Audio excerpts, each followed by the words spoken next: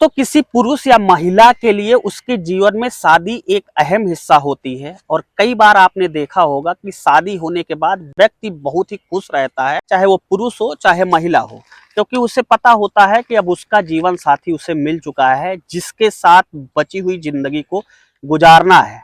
हमारे समाज में कई बार ऐसे मामले आ जाते हैं जो इस शादी के बंधन को ना ही दागदार साबित कर देते हैं बल्कि लोगों को सोचने पर मजबूर कर देते हैं कि आखिर कैसे कैसे लोग इस समाज में रह रहे हैं और कैसा कैसा कृत्य कर डाल रहे हैं। दोस्तों, आज मैं जो आपको सच्ची कहानी सुनाने जा रहा हूं, इस सच्ची कहानी को सुनने के बाद भी आप सोच में पड़ जाएंगे कि आखिर इस व्यक्ति ने कैसे पति पत्नी के एकदम नाजुक और 7 दिन के नए नए रिश्ते को कलंकित कर दिया, बल्कि समाज को एक बार सोचने के लिए मजबूर कर दिया।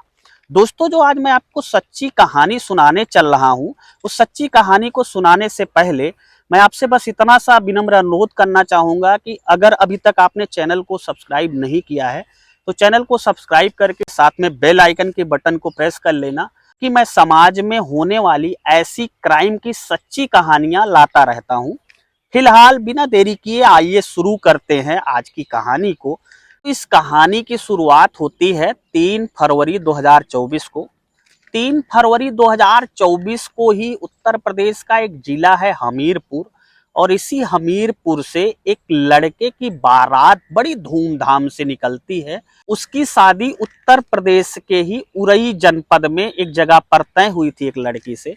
वहां बारात पहुंचती है, बारात का अच्छी तरीके से घर वाले स्वागत करते हैं, शादी होती है बड़ी धूमधाम से, रात गुजरती है। अगले दिन की जो रस्में थी वो सारी रस्में निभाई गई।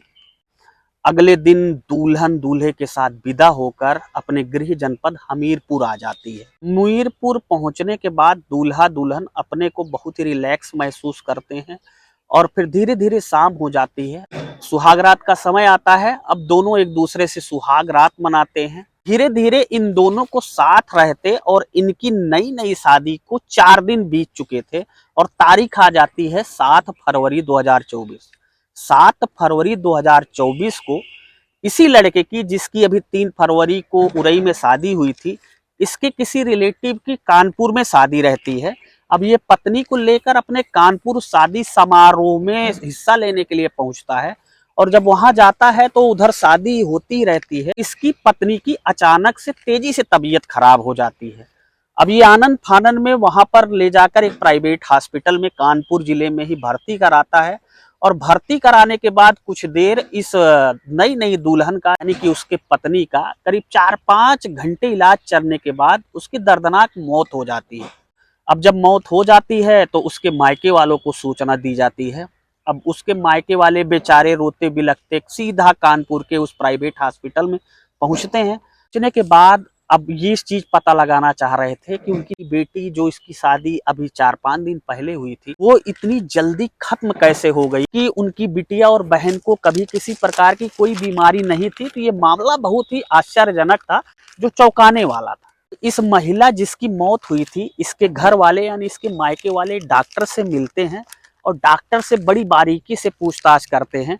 तो डॉक्टर साहब कहते हैं, मैं बता तो दूंगा इसकी मौत काहे हुई थी, लेकिन आप इस चीज को किसी से बताइएगा नहीं।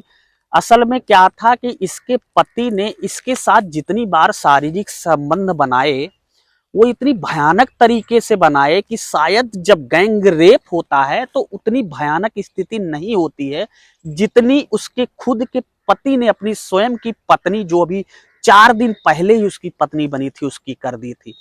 अब पूरा मामला उसके मायके वाले पुलिस तक पहुंचाते हैं। पुलिस इस पूरे मामले में FIR दर्ज करती है और जब इस लड़के को पकड़कर पूछना शुरू करती है तो कहता है, साहब मैंने तो इस प्रकार कोई काम ही नहीं किया। तो पुलिस ने उसकी ब्लड रिपोर्ट और पुलिस उससे फिर से सख्ती से पूछताछ करती है तो टूट जाता है। तो बताता है कि साहब, जिस दिन से मेरी शादी हुई थी और आज 4-5 दिन बीता, इस दौरान मैंने कई डोज शक्तिवर्धक कैप्सूलों और दवाओं का यूज किया और मेरे अंदर से शक्ति और सेक्स खत्म ही नहीं हो रहा था और मैं लगातार अपनी पत्नी के साथ दरिंदगी से शारीरिक संबंध बना रहा था। डॉक्टरों ने उसके मायके वालों को बताया कि दरअसल उसके प्राइवेट पार्ट में कई जगह पर घाव हो गया था और उसके खुद के पति ने उससे बहुत बेरहमी से शारीरिक संबंध बनाए थे। दोस्तों, अब आप सोचिए कि एक महिला जो उसके लिए अनजान थी और नई नई उसकी दुल्हन बन के आई थी, वो उसके साथ ही ऐसा कर्म कर डाल रहा है। फिलहाल इस कहानी को सुनाने का मकसद किसी को हैरान करना, परेशान करना नहीं था। इस कहानी को सुनाने का मकसद सिर्फ इतना था, रहें जागरूक रहें, अपने आँख, कान, नाक सब कुछ खुले रखें, क्योंकि अनहोनी किसी के साथ कभी भी हो सकती है। फिलहाल आप ऐसे बहसी दरिंदे पति के बारे में आप क्या कहना चाहते हैं? आप अपने जीवन के अमूल्य क्षण से बस 1 सेकंड का टाइम निकालकर हमें अपनी पूरी राय कमेंट बॉक्स में ज़रूर बताएं। मिलता हूं ऐसी एक नई सच्ची क्राइम कहानी के साथ आपको परसों रात्रि 8 बजे। तब तक के लिए जय हिंद, वंदे मातरम।